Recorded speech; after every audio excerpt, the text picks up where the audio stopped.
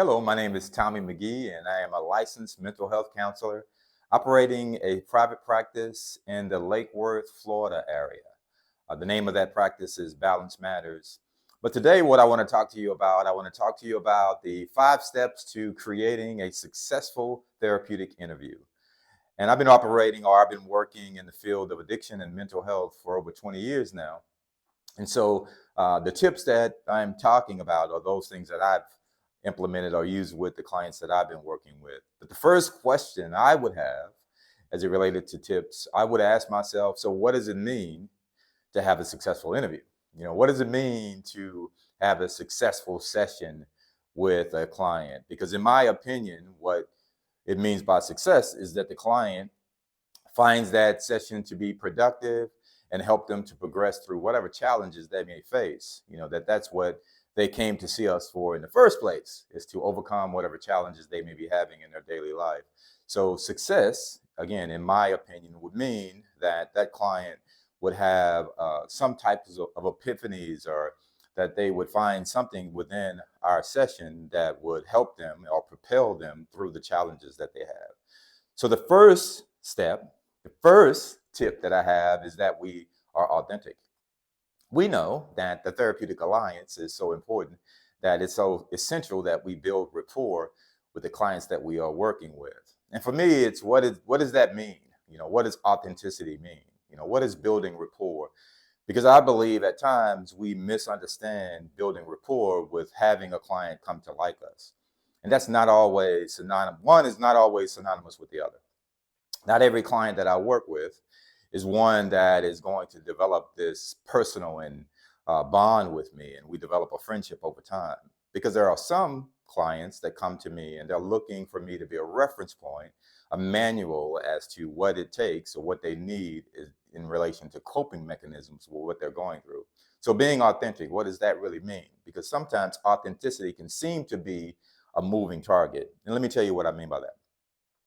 How much do I really want to share with my clients? How much of me do I want my clients to discover in our engagement back and forth? Do I want to self-disclose, any challenges I may have in my personal life? Do I want to tell them about a process that I'm currently engaged in to address challenges that I may have?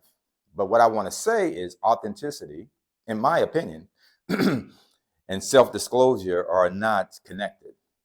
There may be times when you find it necessary, or you find that it would be beneficial to self-disclose to your client. But I would ask that you consider the motive behind that self-disclosure. Let me tell you what I mean by authenticity. What I mean by authenticity is that you've done the work yourself, and you have the ability to take a client, a patient, a person that you're working with. You have the ability to take that person somewhere that you've already gone. What I remember the most about my graduate teaching, I remember the professor talking about taking or following or participating in a client's journey. And that's exactly what I want to do. I want to be on the journey with the patient. I want to be able to sit and listen, and we'll get to listening in a second. Listen to the patient's story and actually go with them on that journey. But if there are times or places within their story that there is a degree of countertransference, and that I start to experience some internal reaction or emotion as a result of something that that person is sharing, there may be an unconscious shut-off button that I hit because I am not emotionally ready to make that transition into that particular part of that person's story. Authenticity is having that ability to go the places where my client finds it necessary to take me, to be in a position myself emotionally and spiritually that I can make that journey with my client so that they can experience what true emotion looks like, whether that's sadness as they tell the story, or there's a degree of frustration and anger as that person shares that story. Me authentically sharing what it looks like to have a human experience. So the first step in having a successful therapeutic session is that we must have the ability within ourselves to be authentic. Number two is that we must be able to create and articulate a safe space with our client. And safe space is that this is a space where nothing will be disclosed outside of this space. Nothing will be shared. There's this confidentiality. But in also with that is I want to inform my clients what my skill set is. I want them to know exactly what they're going to be getting out of this relationship. I don't want to misrepresent anything that I'm able to do for my client as we take this journey. I don't want my client to come to a place at some point in this therapeutic alliance where they realize that I've gotten in over my head. I want them to know and be confident that the person that they have employed to join them on this journey has the skill set and the ability, if they find themselves in a jackpot at some point, if we start to walk into deep waters, I want them to know that I am someone that can trust to walk us both out of those deep waters. Informed consent is exactly that. It lets my clients know in advance that these are the trainings, this is the education, this is the experience that I've had in my past that equips me to take you on this journey, that makes it possible for me to go with you as you try to address the challenges that have come up in this particular period of your life. And together, we're going to be able to walk through that. So I want to articulate create that safe space. And I want to create it for the client that I'm working with. I want them to know that this is something that we're going to be doing together. Therapy is a scary thing. I'm coming into an office with a stranger and telling them some of my deepest and darkest secrets, or I'm telling them about things that I've kept close to the vest for a number of years. I'm sharing things about my family, about my loved ones. I am disclosing information that I've never shared with anyone else. And my expectation is that you as a professional will be able to strategize solutions to the problems or the issues or the challenges that I've been holding on to for years. That's scary. That's scary to go into a professional office and have those types of expectations. So again, number two is that we create and articulate a safe space for that therapeutic process. Number three is follow your intuition. Follow your intuition. One of my greatest mentors, Michelle Michael, instilled this number three, this tip into me.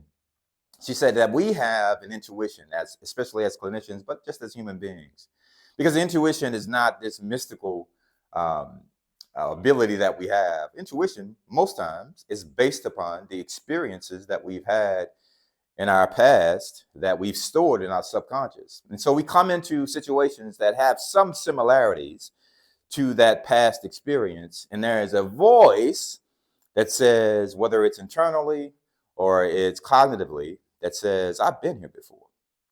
And it automatically raised this inquisitive nature in us to try to discover more about this particular situation, this internal stimulus, this cognitive thought. Often, many of us ignore it. We move on. It may be that we are focused on the task at hand. It may be that we've honed in on an intervention that we've decided we want to utilize in this particular time. And so we ignore that intuition. Tip number three is do not ignore that intuition. Because what I've found in my practice is that often that is the catalyst to change. That the thing that I pick up on, not only is it unconscious to that client, they also don't see the effect that it's been having on their daily life. And so when I challenge or bring to their awareness that particular situation, that particular action, that particular behavior, the words that they may use, the language they use about themselves, which again arises in my intuition. When I point that out to them, again, often a client will say, you know what, I never thought about it that way. I never looked at it that way. I've never noticed that about myself. And so what is our job as observers that have the ability to articulate what the behavioral consequence may be of the particular action. Our job is to bring that to our clients' awareness and to give them coping mechanisms or strategies as to how to address that in their daily lives. So again, number 3, follow your intuition. Number 4, engage actively in listening. And that's a little bit different than active listening. Actively engage in listening. I know that often that, we can get into the routine of active listening. And what I mean by that, I can get into paraphrasing. I can get into mirroring my clients' nonverbals. I can get locked into making sure that I am following what was taught to me in school. But what I am saying is that often what I would prefer when I am in session with the clients that I'm working with is that I just be completely present in everything that that client is saying to me, that I'm listening to every single word, that I'll allow for the pauses in our interactions, that I make sure that they understand that my presence in their story is more important than anything else, including my questions. So I may miss a question that comes to mind when someone is sharing with me so that I can be completely present with the fact that the person is sharing with me. I want to have an intimate human connection with this patient that, again, is sharing some major life experiences. I want to have this connection with them so that they know that, again, we are together. We're partners on this journey. So actively engage in listening. And so what I'm implying is engage in listening with every fiber of your being. Make sure that the person that you are speaking with, and I love putting it that way, that the client that I'm speaking with, the human that I'm engaging with, that person knows that it's not a task. This is not just your job, but your intent is to help another human being further along in their journey. Number 5 is be patient and kind in your close. And the reason I put it that way is I know that often I am engaged in the 50-minute hour. So when it hits 40 quarter till, my mind automatically goes into how can I wrap up this session. And this just came to me not too long ago. Just thinking about what does that feel like for the client that I'm working with. The clients that we're working with at times are extremely intuitive. They understand and recognize what it feels like. And I hate to use the word rejected, but rejected. They can feel when we are closing things down. They are mindful of the time as well. But I want to be kind in that close. I want to make sure that the person understands that I'm responsible and need to be held accountable to our time. But at the same time, I am interested and I want to be loving in our exchange. And so that we are bringing this session, we're bringing this experience to a close, but the intent is to make sure that we do that jointly, that we both understand that we are being responsible to each other as we close this session. And what we expect to do is prepare ourselves for our next session.